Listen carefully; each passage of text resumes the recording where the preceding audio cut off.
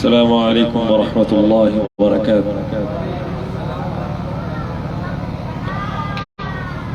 الحمد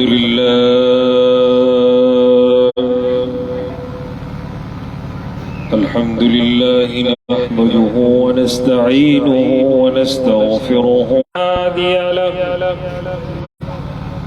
ونشهد أن لا إله إلا الله وحده لا شريك له ونشهد أن سيدنا وسندنا ومولانا محمدا عبده ورسوله. أما بعد فأعوذ بالله من الشيطان الرجيم.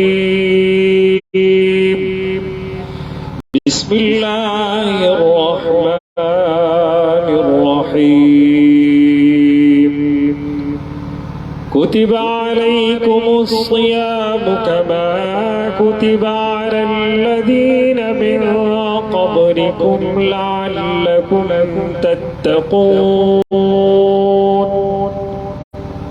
وعن أبي هريرة قال قال النبي صلى الله عليه وسلم: كل عمل ابن آدم يضاعف الحسنة بعشر أمثالها إلى 700 ضعف. قال الله تعالى: إلا الصوم فإنه لي وأنا أجزي به.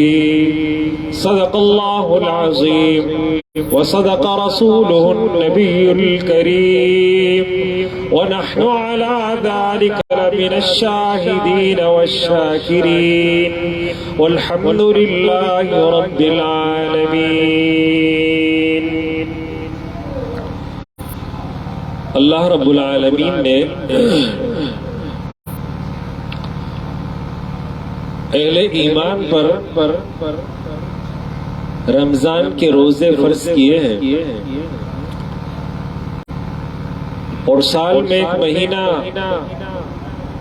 کہ جس میں انسان اللہ کے حکم کی وجہ سے اس کی اطاعت کے جذبے کے ساتھ رسول اللہ صلی اللہ علیہ وسلم کی سیرت اور سنت پر عمل کرتے ہوئے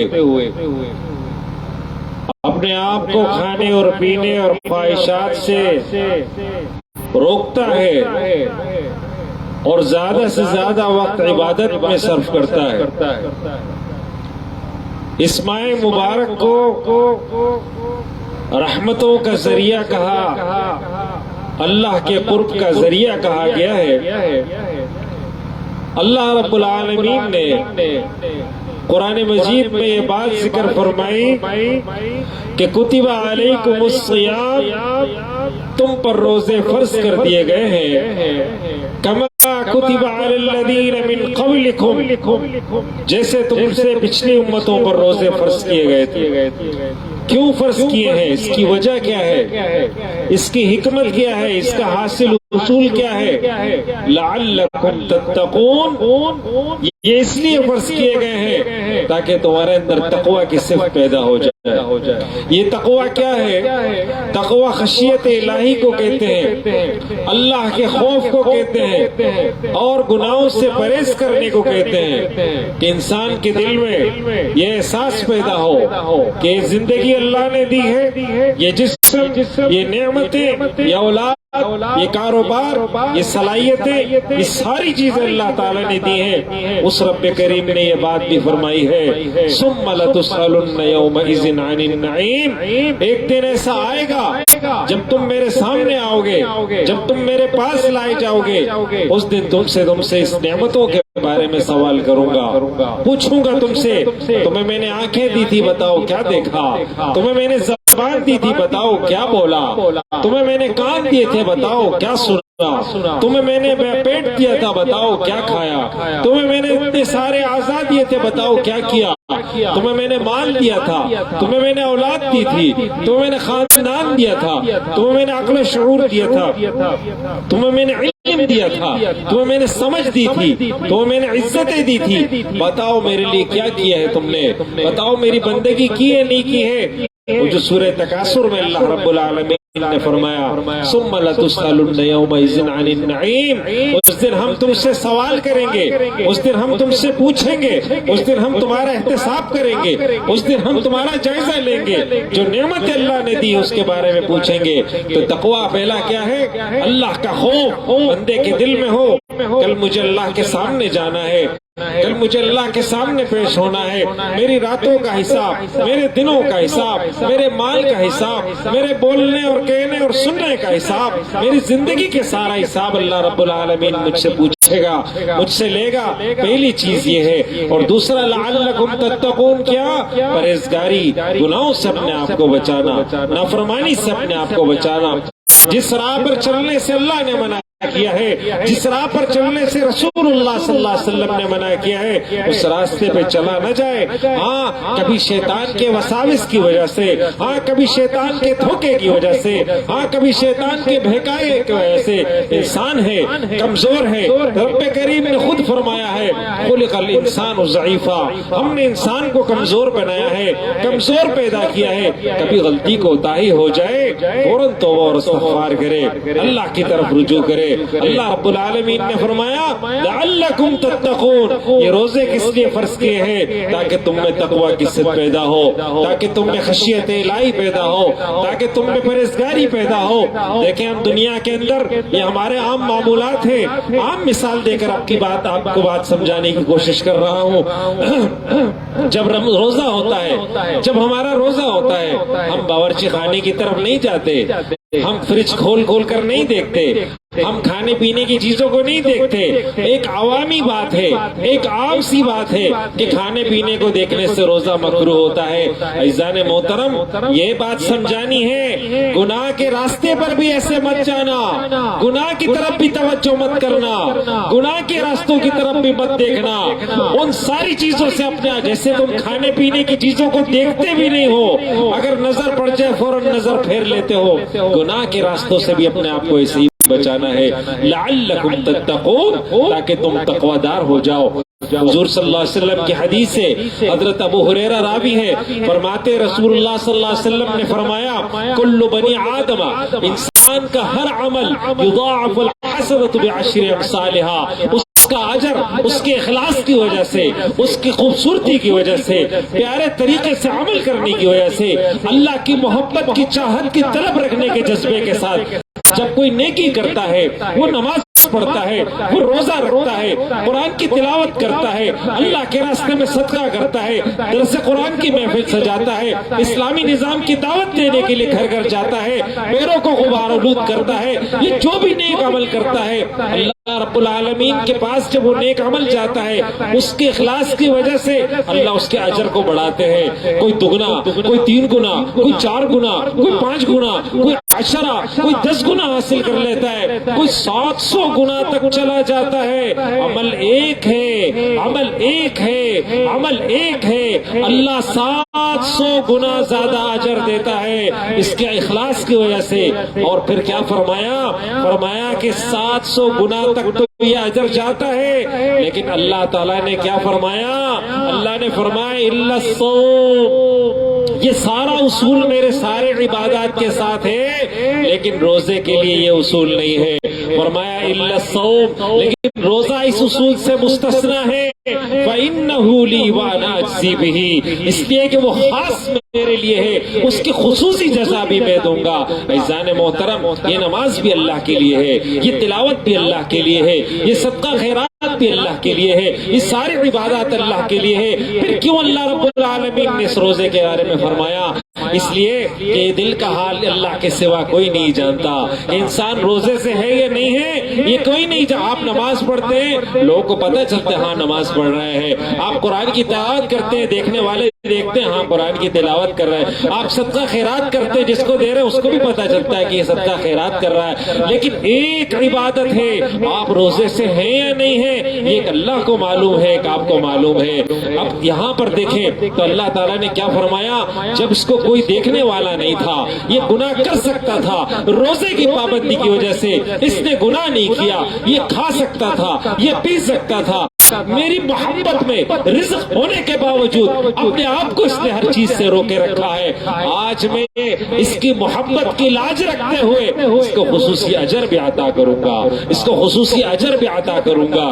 عزیزان محترم، رسول اللہ صلی اللہ علیہ وسلم نے فرمایا ہے للصائم فرحتان، روزے دار کے لیے 2 اجر ہیں، روزے دار کے لیے 2 خوشخبریاں ہیں، روزے دار کے لیے 2 خوشی کی باتیں ہیں.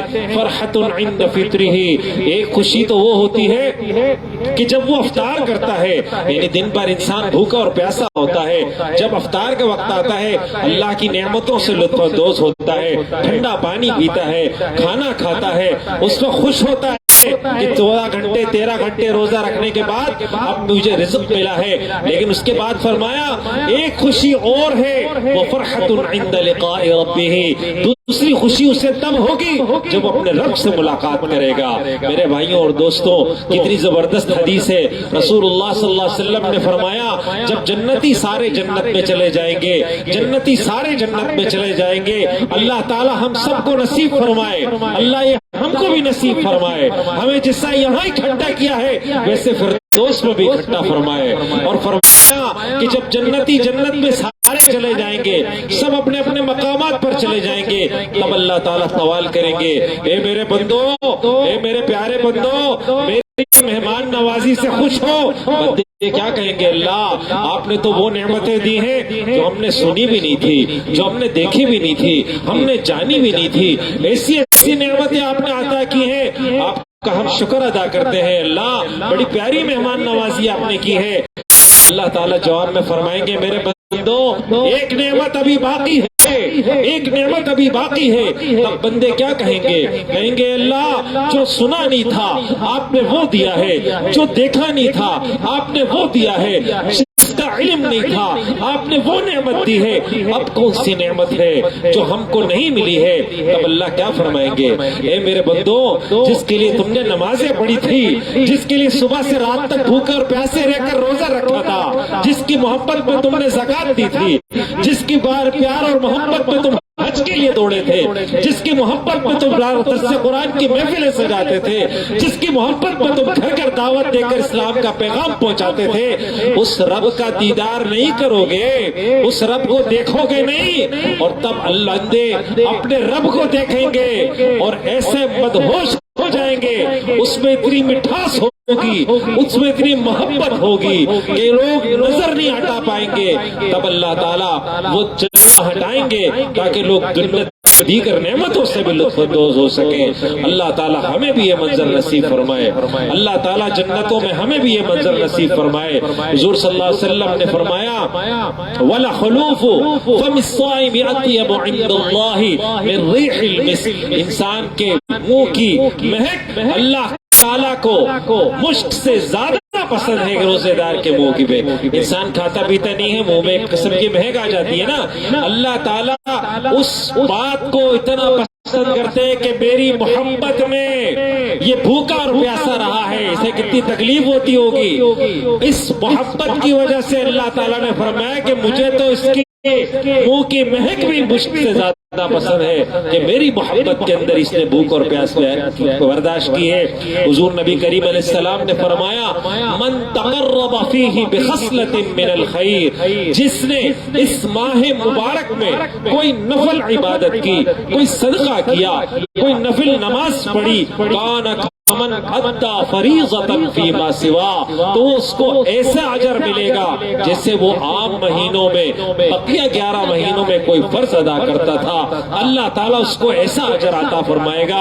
ومن ادى فریضۃ فیہ، اور جس نے اس ماہ مبارک میں فرض ادا کیا، کان کمن ادى 70 فریضۃ فیما سوا، اللہ اس کو ایسا اجر دے گا جیسے بقیہ مہینوں میں 70 فرائض کا اجر ملتا ہے. یعنی اس ماہ مبارک میں نفل کا ثواب اللہ تعالیٰ فرض کے برابر کر دیتا ہے، فرض کا ثواب 70 گنا بڑھا کر عطا فرما دیتا ہے. اس لیے میرے بھائیوں اور دوستو، اس ماہ مبارک میں نوافل کی کثرت کرنی چاہیے، قرآن کی تلاوت کی کثرت کرنی چاہیے، قرآن کے ترجمے پڑھنے کی کثرت کرنی چاہیے، قرآن کو سمجھنے کی کوشش کرنی چاہیے، رسول اللہ صلی اللہ علیہ وسلم کی سیرت کا مطالعہ کرنا چاہیے. حضور نبی کریم علیہ السلام کے سیرت کے ابواب کو پڑھنا اور دیکھنا چاہیے. اس ماہ مبارک میں اسلام کی تعلیمات سیکھنے کی کوشش کرنی چاہیے. اس ماہ مبارک کے اندر نوافل زیادہ کثرت سے پڑھے. اس ماہ مبارک کے اندر 1 روپیہ ہو سکے 2 روپیہ ہو سکے صدقہ اور خیرات کرے. سمجھنی چاہیے. بہت قابل غور بات ہے. ہم اس دنیا کے اندر آئے, ہم اس دنیا میں آئے, ہم اس دنیا کے اندر رہے, ہم 70 سال رہے, 80 سال رہے, 90 سال رہے, جتنا سال رہے, ہم نے یہاں انگریزی کی تعلیم حاصل کی, ہم نے یہاں اسکول کالج پڑھا, ہم نے یونیورسٹی پڑھا. میرے بھائیوں اس وقت ہم اللہ کے سامنے کیا جواب دیں کہ ہمیں تو قرآن مجید کبھی دیکھا ہی نہیں, ہم نے کبھی ہم نے قرآن مجید پڑھا ہی نہیں, کبھی غور نہیں کہ الحمدللہ رب العالمین کا کیا مطلب, کبھی جاننے کی کوشش نہیں کہ الرحمن الرحیم کسے کہتے, مالک یوم الدین کا کیا ترجمہ ہے, اہدنا الصراط المستقیم کیا ہے, قل واللہ احد کیا ہے, انا اعطیناک الکوثر کیا ہے, قل اعوذ برب الناس کا کیا ترجمہ ہے. کبھی ہم نے پڑھا ہی نہیں. آیت الکرسی ہم پڑھتے ہیں, آیت الکرسی کا ترجمہ میں نہیں معلوم. عزیزان محترم, جس نبی کی شفاعت کی ہم امید رکھتے ہیں, اور مجھے کہنے دیجئے کہ جس نبی کی شفاعت کے بلبوتے پر ہم بدماشیاں کرتے ہیں دنیا کے اندر, کہ آقا کریم علیہ السلام بچائیں گے جیسے تیسے زندگی گزارنی ہے. کبھی ان کی سیرت پڑھی, کبھی ان کا جائزہ لیا ہم نے کہ حضور صلی اللہ علیہ وسلم کی مبارک سیرت کیسی تھی. لقد کان لکم فی رسول اللہ اسوۃ حسنہ, تمہارے لیے بہترین نمونہ زندگی رسول اللہ صلی اللہ علیہ وسلم کی زندگی ہے. کبھی ہم نے پڑھا, کبھی ہم نے مطالعہ کیا کہ جس نبی کریم علیہ السلام کے ساتھ ہم محبت کا دعویٰ کرتے, حضور کی زندگی کیسی تھی, حضور کی راتیں کیسی تھی, حضور کی محفلیں کیسی تھی, حضور کا چلنا کیسا تھا, حضور کا بولنا کیسا تھا. حضور نبی کریم علیہ السلام کی سیرت سے ہم نے کیا سبق سیکھا, کیا حاصل کیا اپنی زندگی میں, کون سا نور لے کر آئے. کل قیامت کے دن اللہ کے سامنے جب ہم جائیں گے تو کیا جواب دیں. اس لیے تفہیم القرآن کی تفسیر ہے, 6 جلدوں میں ہے. بہترین تفسیر ہے, عام آدمی کے لیے سب سے بہترین سمجھنے کی تفسیر ہے. ترجمہ قرآن بھی ہے, ترجمہ قرآن بھی ہے الگ سے, قرآن مجید کا ترجمہ بھی ہے مولانا سید ابو العلا مودودی رحمۃ اللہ علیہ. آپ پڑھیں, عام آدمی کو سامنے رکھ کر اس کا ترجمہ کیا تاکہ عام آدمی سمجھ سکے. ایک ہوتا ہے مشکل اصطلاحات استعمال کر کے, مشکل الفاظ استعمال کر کے, اس سے پڑھنے والے کے اوپر روب تو طاری ہوتا ہے کہ بھائی یہ بندہ بڑا علمی ہے, لیکن سمجھ کچھ نہیں آتی. ایک ہوتا ہے عام آدمی کو سامنے رکھ کر بات کرنا تاکہ بندہ سمجھ جائے. تفہیم القرآن کا مطالعہ کی, رسول اللہ صلی اللہ علیہ وسلم کی سیرت کا مطالعہ کی, حضور نبی کریم علیہ السلام. دیکھیں ایک بات کو سمجھیں, حضور نبی کریم علیہ السلام کی زندگی کے 2 ادوار, ایک دور مکی ہے, ایک دور مدنی. مکی دور 13 سال پر, مدنی دور 10 سال پر. مکی دور کے اندر کوئی غزوہ نہیں ہے, دعوت ہے, مشکلات ہے, آزمائش ہے, پریشانی. مدنی دور میں آرام نہیں ہے, مسلسل غزوات. 10 سال کے اندر 27 غزوات, مسلسل غزوات. میرے بھائیوں اور دوستوں, ایک لمحے کے لیے سوچیں, یہ رمضان مبارک کا مہینہ تھا, 17 رمضان کے جب غزوہ بدر ہوا تھا, اسلام اور کفر کا پہلا مارکا. کچھ صحابہ روزے سے تھے, کچھ صحابہ کو اجازت دی تھی روزہ کھول دو, سب کو اجازت تھی کہ بھائی جیسا آپ بہتر سمجھتے ہو ویسا کرو, اپنے اپنے سہولت کو دیکھو, کوئی لازمی نہیں. کسی نے روزہ رکھا, کسی نے کھول دیا, جس نے کھول دیا انہوں نے دیگر کے لیے خیمے لگائے, جانوروں کے پانی کا انتظام کیا. 17 رمضان. پھر اس کے بعد 6 شوال کو غزوہ احد ہوا اگلے سال, اس کی تیاری بھی اس ماہ مبارک. پھر اس کے بعد 8 ہجری کو 10 رمضان کو فتح مکہ ہوا, وہ بھی اسی ماہ مبارک. قرآن نازل ہوا, شہر رمضان الذی انزل فیہ القرآن. رمضان وہ مہینہ ہے جس میں قرآن مجید نازل ہوا. تو جہاد اور شہادت والا مہینہ ہے رمضان, غزوات والا مہینہ ہے رمضان, غلبہ اسلام والا مہینہ ہے رمضان, قرآن کا مہینہ ہے رمضان. مبارک میں غلبہ اسلام کے لیے کوشش کرنا, جدوجہد کرنا, یہ سبق بھی رمضان ہمیں عطا کرتا ہے. قرآن کے ساتھ گہرا تعلق، یہ سبق بھی ہمیں رمضان عطا کرتا ہے۔ حضور صلی اللہ علیہ وسلم نے فرمایا وَمَنْ أَشْبَعَ صَائِمًا سَقَاهُ اللَّهُ مِنْ حَوْضِي شَرْبَةً، جس نے اس کے لیے جو فوت ہو چکے ان کے لیے سب کے لیے دعا کیجیے۔ یاد رکھیے ایک بات سمجھ لیجیے، دعا کبھی ضائع نہیں ہوتی۔ آپ نے دعا کی اللہ کے بینک میں جا کر یہ سیو ہو گئی، یہ ضائع نہیں ہوگی کبھی۔ آپ یاد رکھیے گا، آپ نے اللہ تعالیٰ سے مانگا یا اللہ مجھے یہ عطا فرما دیجئے، اللہ تعالیٰ یا تو فوراً عطا فرمائیں گے یا پھر بدلے کوئی دنیا میں کوئی مشکل آزمائش تکلیف آنے والی تھی آپ کی زندگی میں، اللہ نے اس کو ہٹا دیا، اللہ نے اس کو ہٹا دیا، اور یا پھر آخرت کے لیے ذخیرہ کر دے۔ اب انسان ایسی دعا کرتا ہے کہ امکان نہیں ہے اس کی قبولیت کا، بھائی سیدھی سی بات، تو اللہ پھر بھی رد نہیں کرتا، اللہ اس کو اپنے پاس سیو کر لیتا ہے کہ اچھا میرے بندے نے مجھ سے مانگا ہے، اس کی دین و دنیا کے لیے اچھا نہیں ہے، میں اس کو آخرت میں عطا کروں۔ تو ایک حدیث میں آتا ہے ایک بندہ آئے گا، اللہ تعالیٰ اس سے فرمائیں گے کہ جو پہاڑ جیسی نیکیاں ڈھیر ساری تیری ہیں، جا لے جا۔ وہ بندہ کہے گا اللہ میں تو بابر مارکیٹ لانڈی کا رہنے والا ہوں، مجھے تو پتا ہے میں تو کوئی اتنا نیک پارسا نہیں تھا، اتنی ساری کہاں سے آ گئی نہیں ہے۔ تب اللہ تعالیٰ اس سے فرمائیں گے میرے بندے تو جو رات دن ہمیں پکارتا تھا، دعائیں کیا کرتا تھا، ہم تیرے لیے سیو کرتے تھے، محفوظ کرتے تھے، آج یہ ڈھیر ساری نیکیاں ہو گئی، جا لے جا۔ تب وہ کہے گا کہ اللہ اگر مجھے پتا ہوتا تو اتنا بڑا اجر دیتا ہے، میں یہ دعا کرتا دنیا میں میری کوئی دعا قبول نہ فرما، ساری کی ساری آخرت میں عطا فرما۔ اس لیے دعا کبھی ضائع نہیں ہوتی۔ یہ مت سوچا کرے میں نے تو دعا کی منہ قبول نہیں ہوئی، وہ اللہ مجبور ہے آپ کی دعا قبول کرنے کے لیے، آپ مجبور ہیں، آپ مانگیں گے بار بار، اللہ مجبور نہیں ہے۔ اللہ کے یہاں دیکھیں ایک بات یاد رکھیں، لاڈ نہیں چلتا، ناز نہیں چلتا، اللہ کے یہاں نیاز چلتی ہے، عاجزی چلتی ہے۔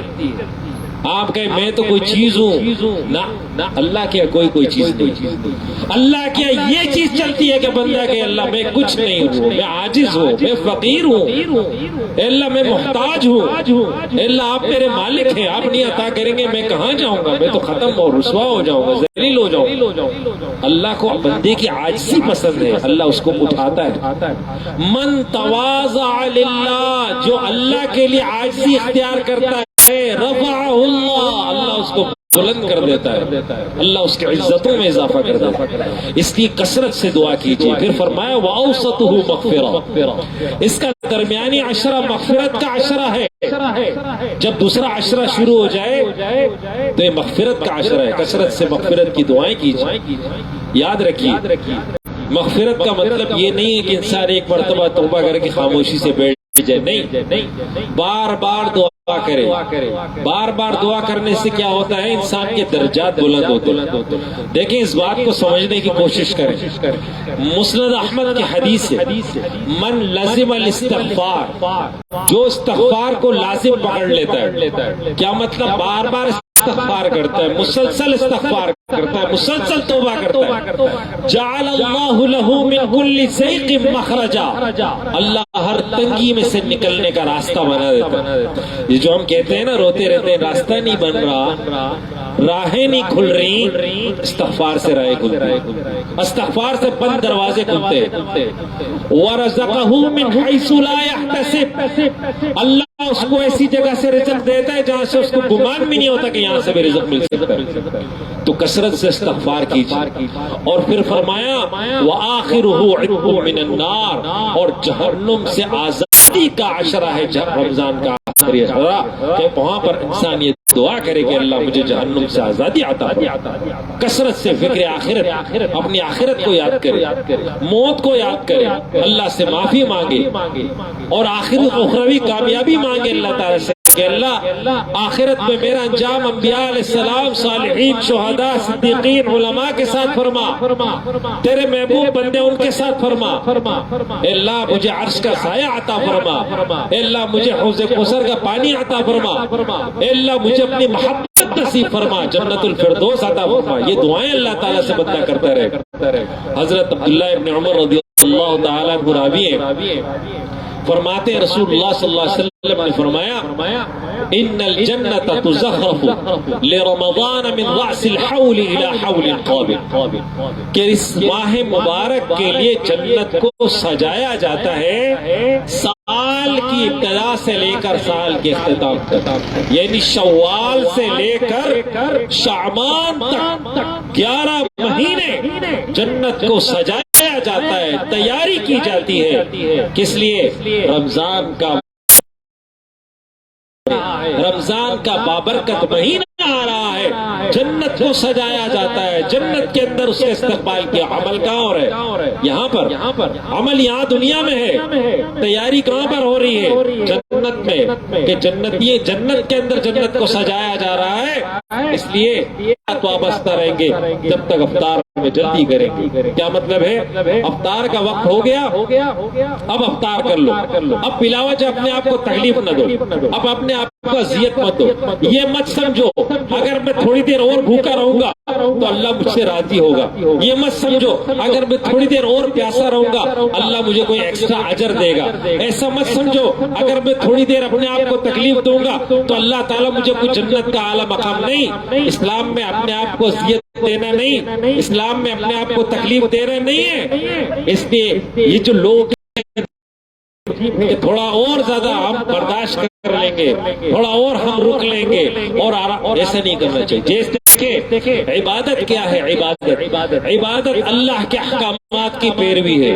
اللہ کا حکم ہے صبح سے لے کر مغرب تک افطار نہیں کرو گے، روزے سے رہو گے، نیک کر رہے اور اپنے آپ کو تکلیف دے رہے، تو بتائیے یہ تو کوئی نیکی نہیں ہے نا، کہ اس وقت انسان بیٹھ کر جیسے افطار کا وقت ہو گیا فوراً افطار کر لیا جائے۔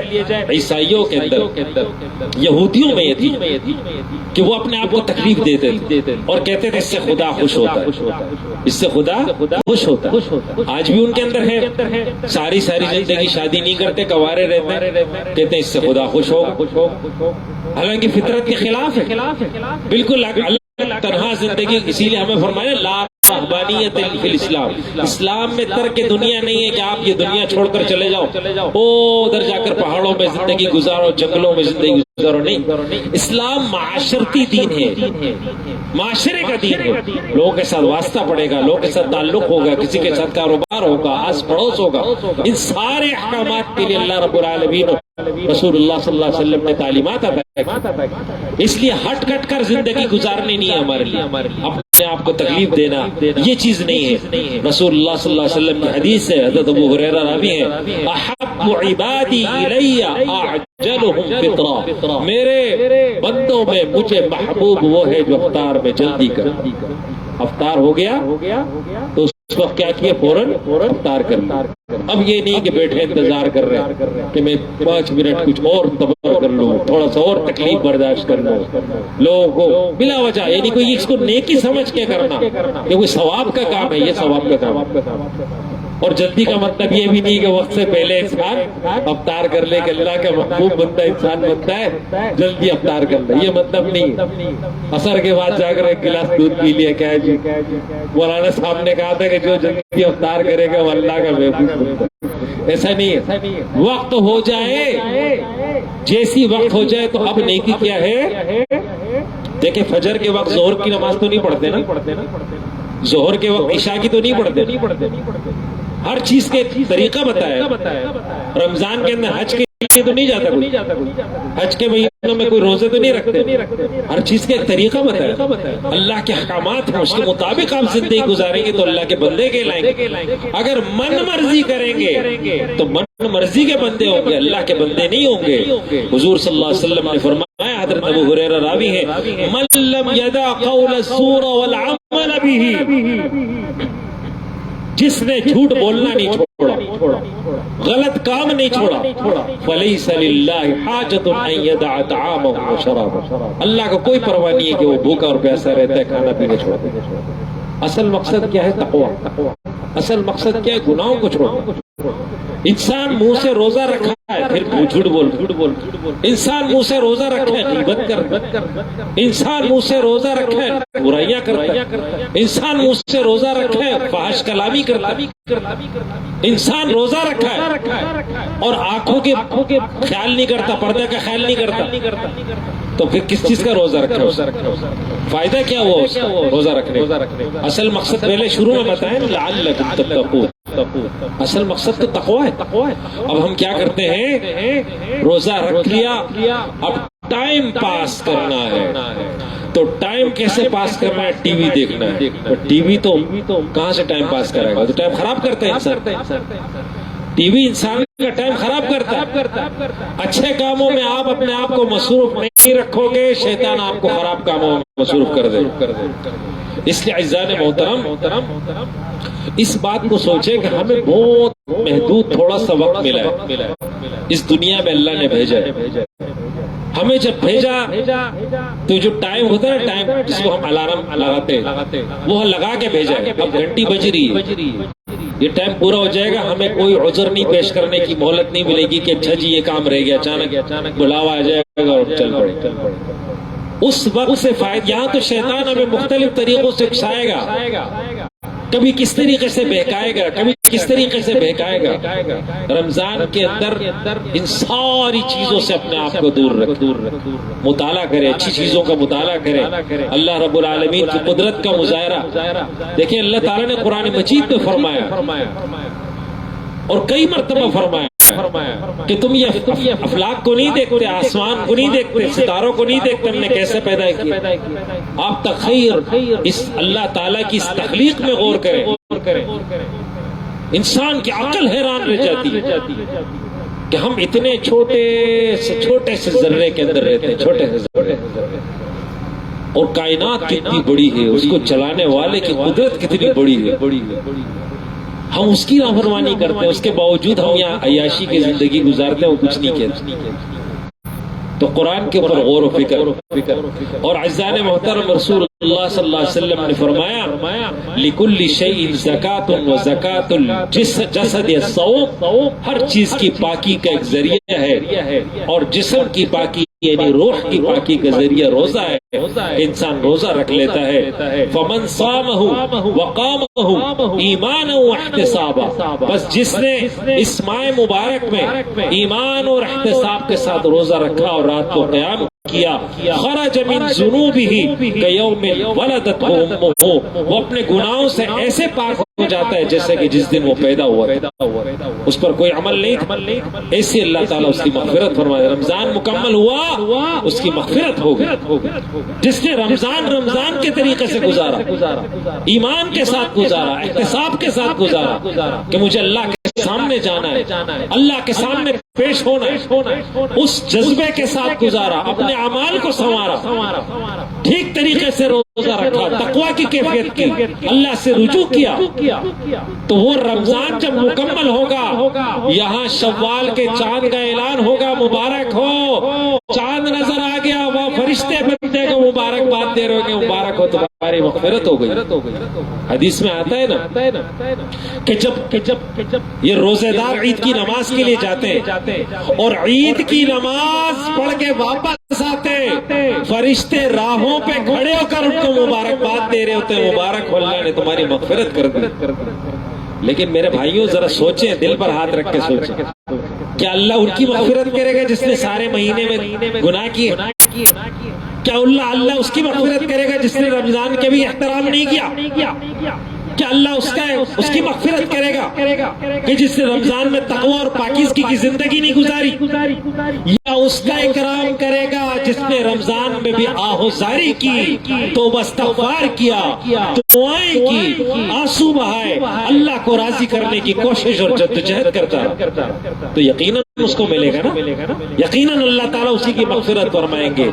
اور فرمایا الصیام جنۃ من النار کجنۃ احدکم من القتال، یہ رمضان کا روزہ تمہارے لیے ڈھال ہے جیسے کہ جنگ میں تمہارے پاس ڈھال ہوتی ہے۔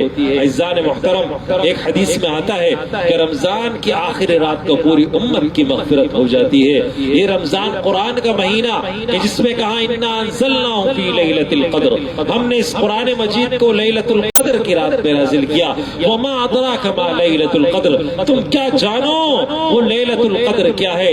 لیلۃ القدر خیر الف شہر. یہ لیلۃ القدر وہ ہے جو 1000 مہینوں سے زیادہ افضل ہے. میرے بھائیوں اور دوستوں، 1000 مہینے 84 سال 4 مہینے 4 مہینے بنتے ہیں. ایک انسان 84 سال 4 مہینے سجدے میں رہے، 84 سال 4 مہینے سجدے میں رہے، اتنا ثواب نہیں کما سکتا جتنا اس ایک لیلۃ القدر کے سجدے کے اندر ثواب ہے. ایک آدمی 84 سال 4 مہینے مسلسل دعا کرتا رہے، اتنا ثواب نہیں کما سکتا جتنا کہ اس ایک. کیوں؟ قرآن نے کہا خیر من الف شہر. برابر نہیں کہا کہ 1000 مہینوں کے برابر ہے، بلکہ کیا فرمایا؟ بہتر ہے. اس ایک رات کے لیے کوشش کرے. 23ویں شب ہے، 25ویں شب ہے، لیکن جب نسبت قرآن کے ساتھ ہو گئی، قرآن کے ساتھ جڑ گئی اس کی نسبت، اللہ تعالیٰ نے فرمایا 1000 مہینوں سے زیادہ فضیلت والی ہے. تو جب دنیا میں آپ کی نسبت قرآن کے ساتھ ہو جائے گی تو دروازے بند کر دیے جاتے ہیں. وَسُلْسِلَتِ الشَّيَاطِينَ، اور شیطان کو باندھ دیا جاتا ہے. وَفُتِحَتْ أَبْوَابُ الرَّحْمَةِ، اور رحمت کے دروازے کھول دیے جاتے ہیں. پکارنے والا پکارتا ہے یا باغی الخیر اقبل، اے نیکی کے تلاش کرنے والے آگے بڑھ. وَيَا باغی الشر، اور اے برائی کو تلاش کرنے والے رک جا. وَلِلَّهِ عُتَقَاءُ مِنَ النَّارِ، اور اللہ آزاد کرتا ہے لوگوں کو جہنم کی آگ سے. وَذَلِكَ فِي كُلِّ لَيْلَةٍ، ایسا ہر رات ہو رہا ہوتا ہے، مسلسل ہو رہا ہوتا ہے. اس لیے میرے بھائیوں اور دوستوں، ایک بات وہ جو ہمارے بزرگ حضرت سید منور حسن رحمۃ اللہ علیہ فرمایا کرتے تھے کہ رمضان ہمارا ایسا ہو کہ جس کے نتیجے میں ہمارا رب مل جائے. رمضان ایسا ہو کہ جس کے نتیجے میں بندے کو اس کا رب مل جائے. ایک بات طے کر کے انسان رمضان میں داخل ہو کہ جب میں رمضان سے رخصت ہوں میرا نام اعمال بالکل صاف ہو چکا ہو گناہوں کے دبوں سے، سارے اللہ کے خوف کی وجہ سے، اللہ کی محبت کی وجہ سے. اللہ کے نبی صلی اللہ علیہ وسلم نے فرمایا کہ اللہ تعالیٰ نے اس چہرے پر جہنم کی آگ کو حرام کر دیا ہے کہ جس چہرے پر آنسو بہ جائے، اللہ کے خوف کی وجہ سے آنسو بہ جائے. جنت تو ایسے مل رہی ہے، کوئی لینے والا ہو تو کی بات.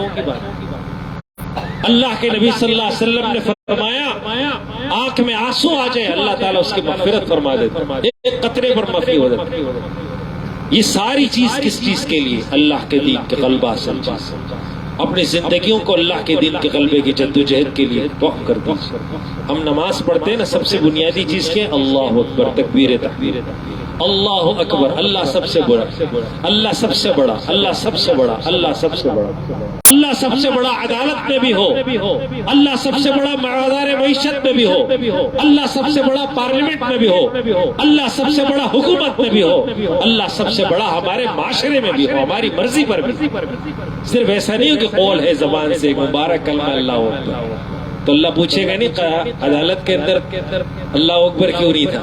وہاں تو انسانوں کے قانون پر تم کرتے تھے، وہاں تم نے کیوں نہیں کہا اللہ اکبر؟ بازار معیشت میں سودی نظام تھا، اس کو بدلنے کے لیے کوشش کی، وہاں کیوں نہیں کہا اللہ اکبر؟ اللہ سب سے بڑا ہے، اللہ کا نظام معیشت ہوگا. معاشرے میں ہندوانہ رسم و رواج تھے، تم نے اس کو بدلا، وہاں کیوں نہیں کہا اللہ اکبر؟ اللہ سب سے بڑا ہے. اس لیے میرے بھائیوں، اپنی یہ زندگی ایک بار ہے، دوبارہ نہیں ملے گی. ایک موقع ملے، ایک موقع، اس ایک موقع سے فائدہ اٹھائے، اپنی زندگیوں کو اللہ کو دے. سودا ہے اللہ کی طرف سے. قرآن مجید میں اللہ نے فرمایا ان اللہ اشتری من المؤمنین انفسهم واموالهم بان لهم الجنہ، اللہ نے خرید لیا اہل ایمان سے ان کی جانیں بھی ان کا مال بھی. کیا مل رہا ہے اس کے بدلے؟ بان لهم الجنہ. اللہ فرما رہا ہے، اللہ خوشخبری دے رہے، یہ دنیا، یہ زندگی، یہ صلاحیتیں، یہ کوششیں مجھے دو، میری طرف سے جنت لے لو. سرٹیفکیٹ دنیا میں دے رہا ہوں. جنت ہی گھوم رہے ہو دنیا کے اندر، اللہ کو دے دو سب کچھ، اللہ کے لیے۔ تو یہ رمضان اس طریقے کا ہمارا ہونا چاہیے، اللہ سے توبہ استغفار کریں گے، کثرت سے توبہ استغفار کریں گے، اللہ کا ذکر کریں گے، اللہ کو یاد کریں گے۔ دیکھیں سبحان اللہ و بحمدہ سبحان اللہ العظیم، صحیح بخاری شریف کی آخری حدیث ہے۔ حضور صلی اللہ علیہ وسلم نے فرمایا کلمتان، دو کلمے، یہ آخری بات کر کے اپنی گفتگو ختم کر رہا ہوں، سن لیں انشاءاللہ رمضان میں فائدہ دے گا۔ کلمتان حبیبتان الی الرحمن خفیفتان علی اللسان ثقیلتان علی المیزان، دو کلمے جو اللہ کو بہت محبوب ہیں، پڑھنے میں بہت ہلکے ہیں لیکن اجر کے اعتبار سے میزان میں بہت بھاری ہیں، رحمان کو بہت پسند ہیں۔ وہ کیا ہیں؟ سبحان اللہ و بحمدہ سبحان اللہ العظیم۔ جس کلمے کی تعریف رسول اللہ صلی اللہ علیہ وسلم نے کی ہے، پڑھے اس کو پڑھیں گے تو کتنا اجر اللہ دے گا، اس سے کتنی برکت۔ بھائی میں بتا رہا ہوں آپ کو ایک چیز ہے نا، آپ کہیں مولانا صاحب نے بتائی، ٹھیک ہے اچھی بات ہو، ایک نبی کریم علیہ السلام بتا رہے ہیں کہ بھائی یہ پڑھو، یہ اللہ کو بڑا محبوب ہے، اب سوچیں اس کا کتنا اجر ہو۔ تو رمضان میں چلتے پھرتے اٹھتے بیٹھتے سبحان اللہ و بحمدہ سبحان اللہ العظیم، تسبیح پڑھے، ہاتھوں میں پڑھے تسبیح پڑھے، جتنا ذکر ہو سکے، قرآن کی تلاوت کرے، اللہ کا ذکر، لیکن اس کا ترجمہ کو بھی سمجھ لیں گے، مفہوم کو سمجھ لیں گے نا، پڑھنے کا الگ لطف ہوتا ہے۔ سبحان اللہ و بحمدہ، پاک ہے اللہ تعالیٰ، ساری تعریف ہے اسی کی۔ کس سے پاک ہے؟ شرک سے پاک، کمزوریوں سے پاک، ضرورتوں سے پاک، محتاجیوں سے پاک، وہ بھی حق بھی، ساری خدائی تعریف ہے کس کے لیے؟ اللہ کی۔ رزق بھی وہی دیتا ہے، اولاد بھی وہی دیتا ہے، دنیا میں جو کچھ دیتا ہے وہ اللہ ہی دیتا ہے، وہ بھی حق۔ سبحان اللہ العظیم، اللہ پاک ہے اور بڑی برکت والا ہے، بڑی عظمت والا۔ تو جس کو عظمت والا ہم کہہ رہے ہیں اس کو عظمت والا سمجھنا بھی ہے، اس کو برتنا بھی ہے، اس کے دین کے غلبہ کی جدوجہد اور کوشش بھی کرنی۔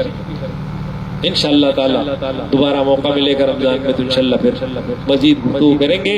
اللہ تعالی ہمیں اس ماہ مبارک سے ٹھیک طریقے سے استفادہ کرنے کی توفیق نصیب فرمائے، اور یہ رمضان ہمارے لیے بابرکت بنائے کہ ہماری مغفرت ہو سکے، اللہ کی طرف سے ہمیں مغفرت کا عطیہ مل سکے، اور اس رمضان سے جب ہم رخصت ہو، یہ رمضان جب ہم سے رخصت ہو، اللہ ہمیں معاف فرمائے، ہمارے نام اعمال دھل جائیں، گناہوں سے سارا دامن صاف ہو جائے، اور اللہ کی رضا اور محبت نصیب ہو جائے۔ وآخر دعوانا الحمدللہ رب العالمین۔